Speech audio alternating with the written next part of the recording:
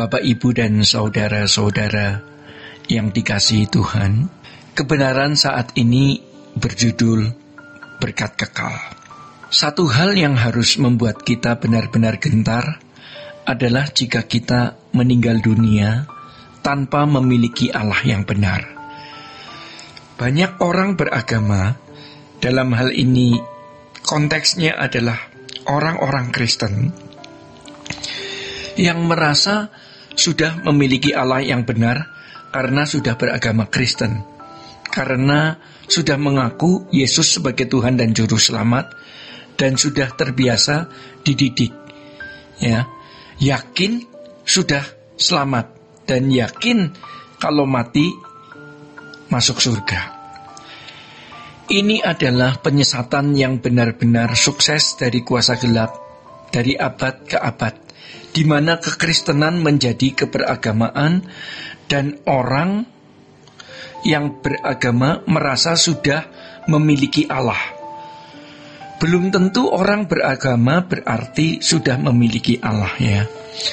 Kalau di Perjanjian Lama, bangsa Israel memiliki Allah dan dimiliki Allah kalau mereka hidup di dalam Taurat.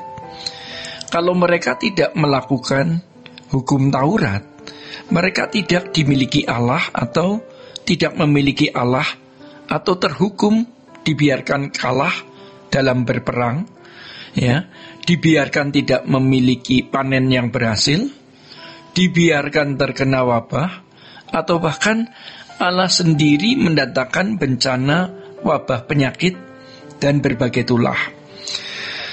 Kalau Allah berfirman, "Jangan ada padamu Allah lain di hadapanku," di dalam Keluaran 20 ayat 3. Artinya mereka harus hanya menyembah Elohim Yahweh dan melakukan hukum Taurat, mengadakan kebaktian di kemah suci atau bait Allah. Jika tidak, mereka bukan umat yang diberkati. Mereka bisa mendapat hukuman. Porsi berkat yang mestinya disediakan bagi bangsa itu tidak diberikan. Saudara-saudara, bagaimana dengan kehidupan orang percaya? Apakah sama dengan bangsa Israel? Kekristenan memiliki standar yang lebih tinggi. Jelas tidak boleh ada Allah lain. Allah kita sama dengan Allahnya bangsa Israel, Elohim Yahweh.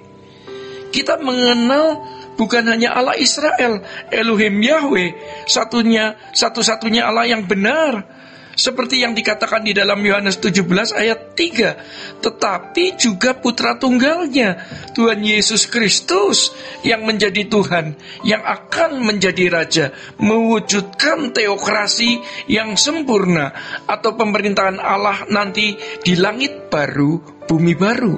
Tetapi bagaimana standarnya orang percaya untuk memiliki Allah?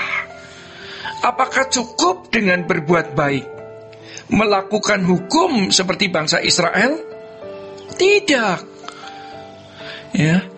Sebab bagi orang percaya, bagiannya adalah berkat kekal, yaitu kesempurnaan seperti Bapa atau serupa dengan Yesus, atau dikembalikan ke rancangan semula.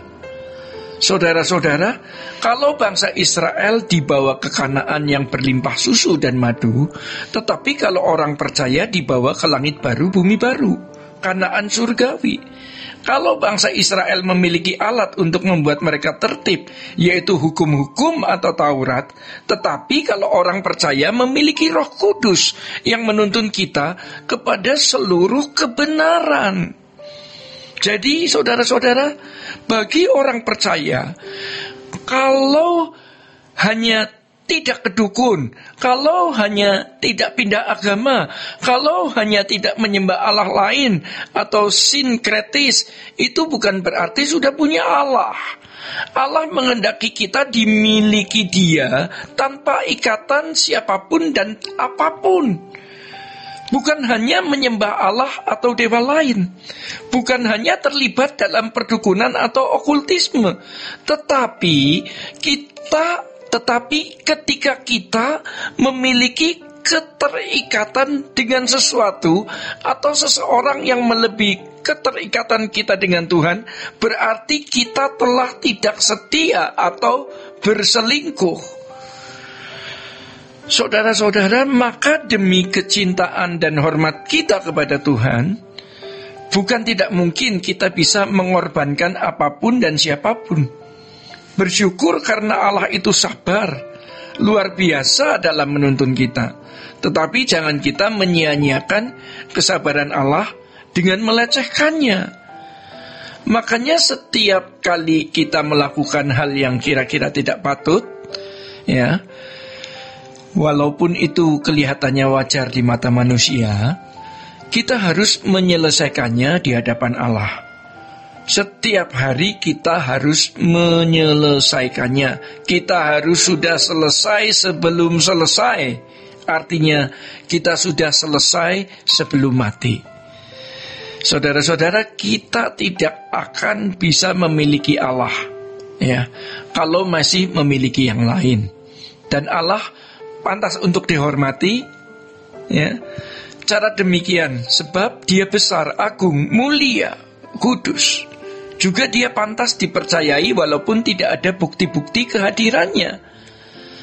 Bahkan kadang-kadang ada tindakan-tindakan Allah yang seakan-akan melukai kita, ya, atau kita menghadapi keadaan-keadaan di mana seakan-akan Allah melupakan kita. Tetapi kita percaya Dia Allah yang hidup, ya, yang mengontrol semua dengan sempurna.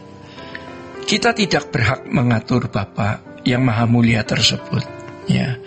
Apapun yang terjadi, kita mempercayai Dia. Dia layak untuk dipercayai. Maka ketika kita minta perlindungan Tuhan, pertama, kita minta dilindungi dari kuasa gelap, ya, di mana Ia lebih berpengalaman dari kita dan lebih kuat, ya. Yang kedua, dari diri kita sendiri. Yang ketiga, dari pengaruh dunia yang jahat. Yang keempat, dari wabah bencana malapetaka yang tidak mendewasakan.